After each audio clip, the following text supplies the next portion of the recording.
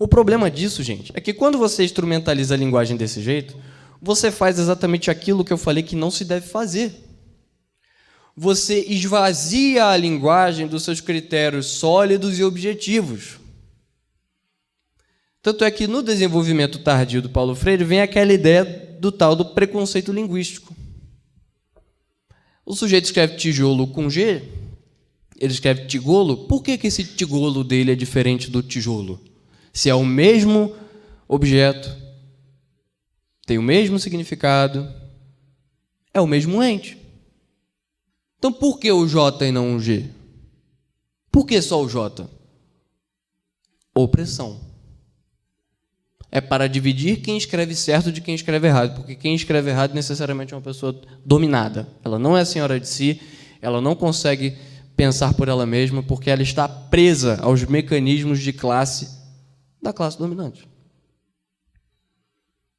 E ela só vai se soltar se eu der os instrumentos linguísticos para que ela dê vazão a essa revolta que ela sequer consegue sentir. Olha, eles estão pensando pelos outros. Os pobrezinhos. Só que aí o primeiro problema é esse. Que é quando você faz isso, você tira esses critérios objetivos. Com os alunos eu fiz o seguinte experimento. Eu queria que alguém me provasse por que a expressão a Pablo Vittar é uma grande cantora. Por que eles me provassem por que isso estava errado? Aí alguém dizia, não, é porque Pablo é homem, não pode ser A. Eu falei, mas não é uma mulher? A pessoa fica olhando para mim com cara de tacho. Não sabe dizer. Então, se a pessoa para nesse dia, porque ela já teve um certo esvaziamento com relação à concordância nominal. O nome é masculino. Mas isso já é um desenvolvimento desse negócio. A Pablo. Quando eu uso o artigo definido masculino, eu estou utilizando a palavra masculina para uma pessoa que, embora tenha nascido masculina, não é masculina, etc, etc. Gente, não faz sentido. Mas isso atrapalha a nossa cognição. Isso atrapalha a nossa inteligência. E o pior, sabe o que é? É porque, se o princípio era você quebrar a lógica de uma linguagem de dominação que é arbitrária e de classe, alguém consegue me provar por que eu ser obrigado a dizer a Pablo não é arbitrário? E isso não é uma linguagem típica de uma classe intelectual do país? Toda essa linguagem, consciência crítica, não sei o quê, não se engane, é linguagem de classe. Isso não é linguagem corrente. O seu pedreiro não fala assim. O seu porteiro não fala assim. O seu caminhoneiro não fala assim. Na verdade, ele nem quer saber dessa bosta. Isso é linguagem de classe.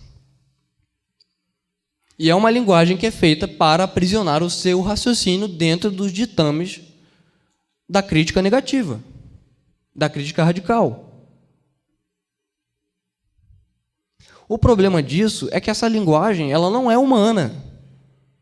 Uma linguagem humana ela é fluida e complexa e sólida e precisa de critérios para a gente poder entender um Tolkien, por exemplo. Porque imagina, gente, se eu falo só a Pablo, a Pablo, a Pablo, e Felipe só diz o Pablo, Pablo, Pablo, eu falo uma língua, ele fala outra. Aí vem a pergunta, por que ele tem que deixar de falar dele e falar a minha?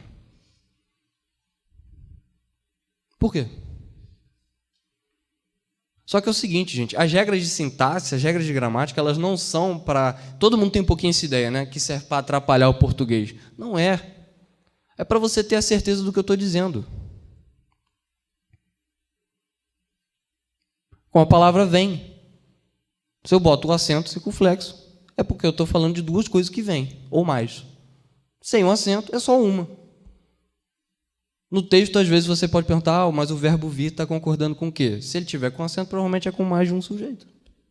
É só para você entender isso. Quando aparecer algum problema, então, pelas regras, eu tenho certeza que esse cara está falando isso aqui. É para isso. Se você não tem isso, você não pode ter certeza. Simplesmente não pode.